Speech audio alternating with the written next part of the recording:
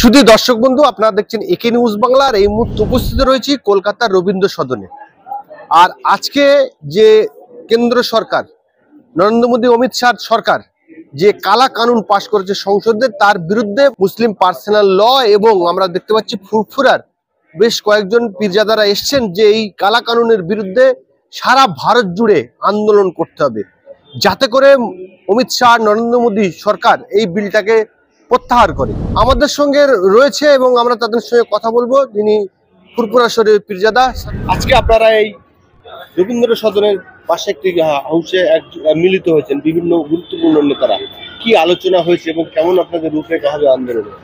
দেখুন, আলোচনা বলতে এই আলোচনা বিগত দিন অনেকবার হয়েছে। আমরা আইনে পরিণত হওয়ার আগে এই বিল যখন তৈরি হয় তখন জমিয়ত উলামায়ে হিন্দ সহ বিভিন্ন রাজনৈতিক সংগঠন এবং আমরা বসিরহাট দরবার শরীফ আল্লামা রুহুল আমিন ফাউন্ডেশন, যেটা আরাফ, আমরা আরাফের পক্ষ থেকেও এর প্রতিবাদ করেছিলাম। কিন্তু যেহেতু আইন হয়ে গেছে, আমরা এখন এই আইনটা এমন একটা আইন, আমি মনে করি ভারতবর্ষে এবং পশ্চিমবাংলায়, হয়তো আমার কথাটা অনেকে ভাবতে পারে সাম্প্রদায়িক হতে পারে, আজকে আমি মনে করি সংখ্যালঘু মুসলিমদের এখন আর পিছিয়ে সম্প্রীতির বার্তা দেওয়ার সময় নেই। সংখ্যালঘু মুসলিমদের এখন দায়িত্ব হচ্ছে তাদের ইমানি লড়াই করা, কেননা তাদের কবরস্থানের জমি চলে গেল, তাদের খানকা, দরগা, মাজার, সমস্ত ইনস্টিটিউশনগুলোও চলে গেল ওয়াকফ সম্পত্তি। অতএব আমি মনে করি যে এই জায়গায় আমাদের সংখ্যালঘুদের মাথায় আজকের দিনে যেমন হিন্দুত্ববাদী যারা সংসদে বসে নেতৃত্ব দিচ্ছে, সমাজের একজন বড় লিডার হিসাবে, মিনিস্টার হিসাবে, দেশের নেতা হিসাবে, তারা হিন্দুত্ববাদীর ওপরে যদি হিন্দুত্বের ওপরে নেতৃত্ব দিতে পারে, কথা বলতে পারে, তাদের দোষ হয় না। আমরা মুসলিমদের কথা বললে দোষ। তা আমি বলছি যে একজন পীর সাহেব হিসাবে দায়িত্ব নিয়ে জায়গায় হিন্দুদের যেমন লিডার হয়েছে, মুসলিমদেরও আজকে এই লিডার তৈরি হয়ে আমি মনে করি যে এখন আর কোনো সম্প্রীতির বার্তা না। অনেক সম্প্রীতি দেখাতে গিয়ে 3 তালাক চলে গেল, সম্প্রীতি দেখাতে গিয়ে আমাদের বাবরি মসজিদ চলে গেল, সম্প্রীতি দেখাতে গিয়ে জ্ঞানপাপী মসজিদ যাচ্ছে। আজকের আপনারা চাইছেন কি, যেখানে কোনো হিন্দুদের নাম ছিল না সেগুলো মন্দির হয়ে গেল, আর আজকে ওয়াকফ সম্পত্তিতে মুসলিমদের নামটা এনে মানে লিস্টের মধ্যে, সেখানে আপনি বলবেন 2 দিন পরে যেখানে হিন্দুও ছিল এটা মন্দির ছিল। এই দখল করার পরিকল্পনা, আমার আপনার কবরের মাটিটাও দখল করবে। আমাদের আগামী দিন হিন্দু রাষ্ট্র করে পুরানোর ব্যবস্থা হবে বলে এখন থেকে ওয়াকফ সম্পত্তিগুলো নিয়ে কবরস্থানগুলো খেলার মাঠ হবে, দখল হবে। তা আমি বলি সংখ্যালঘু মুসলিমদের কপালে কাফনের কাপড় বেঁধে ওই দিল্লিমুখো হয়ে কোটি কোটি জনতা পার্লামেন্টে গিয়ে নরেন্দ্র মোদীর বাসভবন, পার্লামেন্ট ঘেরাও করে রাস্তা বন্ধ করে শুয়ে থাকুন যতদিন পর্যন্ত এই আইন প্রত্যাহার না হবে। আর যদি না করতে পারেন, এ মুসলমান আগামী দিন আপনার লাশটাও পোড়ানো হবে, আপনার ভবিষ্যৎ অন্ধকার। আমরা যে রাজ্যে বাস করি, সেই রাজ্যের বিরোধীরা বলেন যে তিনি মুসলিম তোষণ করেন, কিন্তু সেই যিনি মুসলিম তোষণ করেন তারা 3 জন সংসদ যখন বিল পাশ হয়ে উপস্থিত ছিল না এবং তিনিও মামলা করলেন না। কি বলবেন? দেখুন, বিগত দিনেও আমরা দেখেছি এই ঘটনা।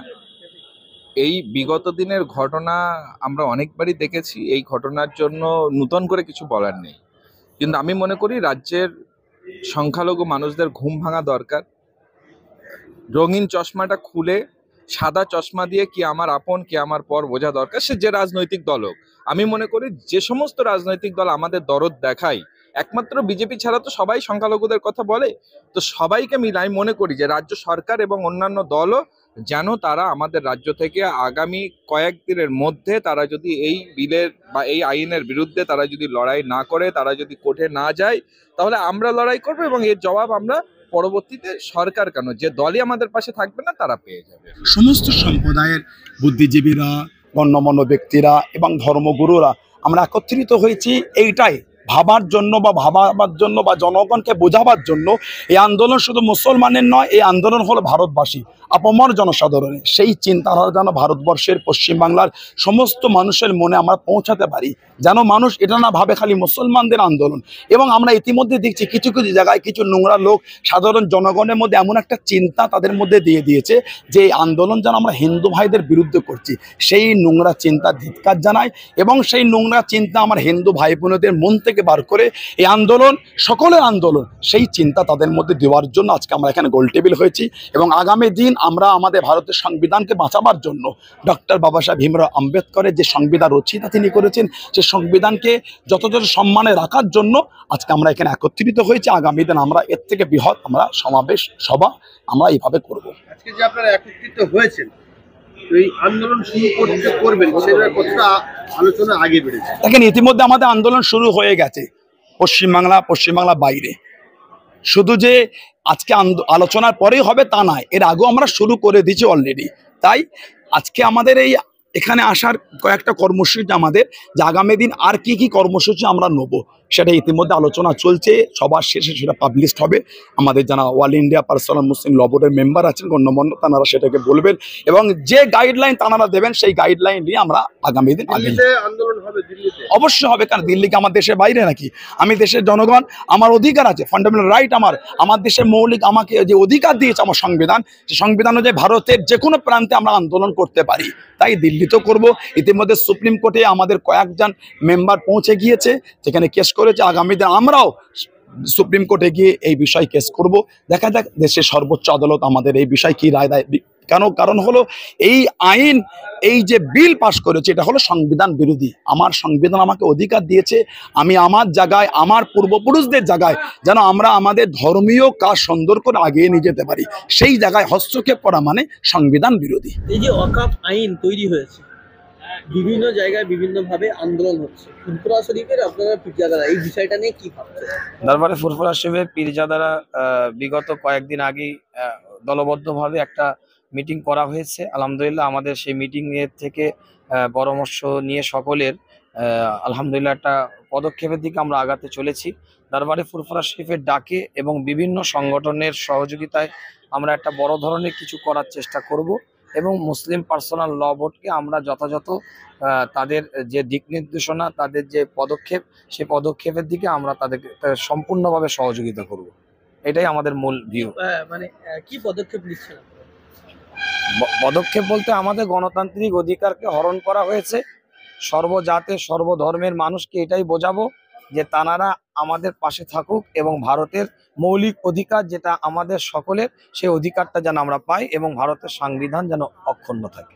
এটা তো আইনে পরিণত হয়েছে, আইনের বিরুদ্ধে আপনারা যাবেন? আইনে পরিণত হলেও বিল হওয়ার পরে বিল তো প্রত্যাহার হয়েছে, এরম রেকর্ড তো আছে।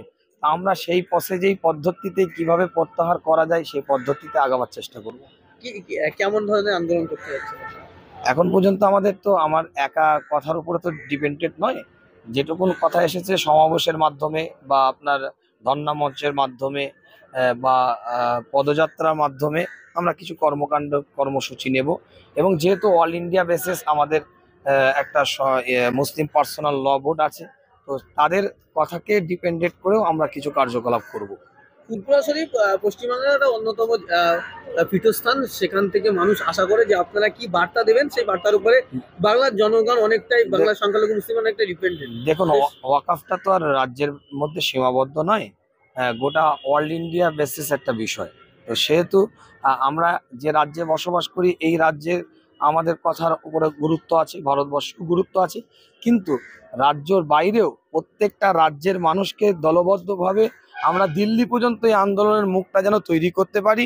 সেই বেসটা তৈরি করতে গেলে আমি একটা কথাই বারবার বলছি, যেহেতু অল ইন্ডিয়া বেসিস মুসলিম পার্সোনাল ল বোর্ড আছে, তার হাতকে আমাদেরকে মজবুত করতে হবে।